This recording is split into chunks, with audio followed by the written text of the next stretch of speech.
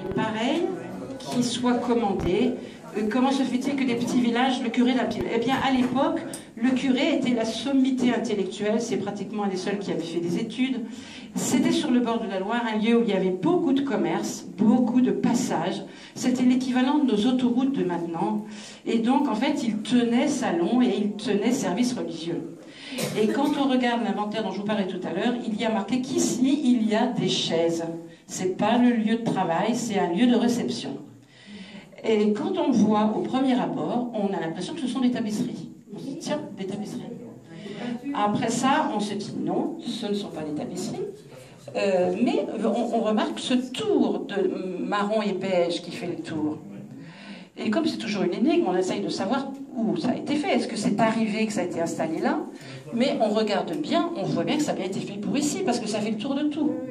Hein, voilà. Donc c'est quelqu'un qui est venu peindre ici. La couleur de ce cadre, c'est exactement ce qui était demandé les ateliers de Felletin faisaient des appels à des artistes et les gens venaient avec leur projet dans leur carton. Et à Felletin, contrairement à Aubusson, c'était de cette couleur-là. À Aubusson, les tours sont bleus et verts. Donc, on pourrait situer que c'est quelqu'un qui aurait peut-être préparé un projet pour présenter son carton à Felletin, et puis qui finalement, ne l'ayant pas été accepté, l'a fait ici, l'a installé ici. Mais non, il a été vraiment fait, il épouse les formes, ce n'est pas le cas. C'est exactement la même... Vous voyez, ce sont des hauteurs, ce sont des horizontalités, 3 fois. C'était exactement ce qu'on demandait aux artistes quand ils présentaient le tour, exactement ce qui était demandé. Donc quand même, le doute subsiste.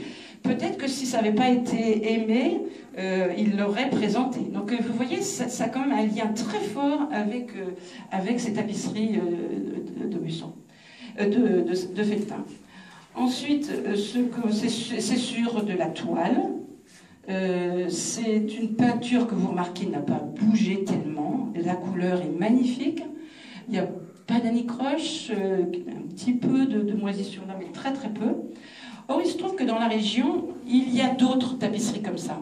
Soit en grisaille, c'est-à-dire gris et blanc, soit très semblables en couleur, mais très très très abîmées. Notamment au musée des Beaux-Arts d'Angers, on ne peut pas l'exposer, elle est en sous-sol.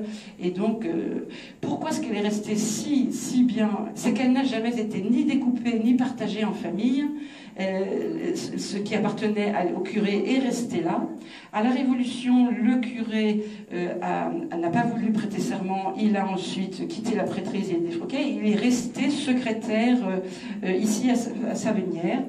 Et à la fin de la Révolution, vers 1802 au Concordat, donc un nouveau prêtre est arrivé, on l'a logé d'Angers. Donc finalement, ils ont racheté en 1820 le presbytère à celui, ça avait été vendu comme bien national et pris, acheté par quelqu'un. Et donc la municipalité l'a récupéré. Donc en fait, elles sont restées tout le temps là. Et on a l'inventaire de 1820 qui les décrit très très bien. Et alors, pour dater un peu, ça ne peut être qu'après 1750.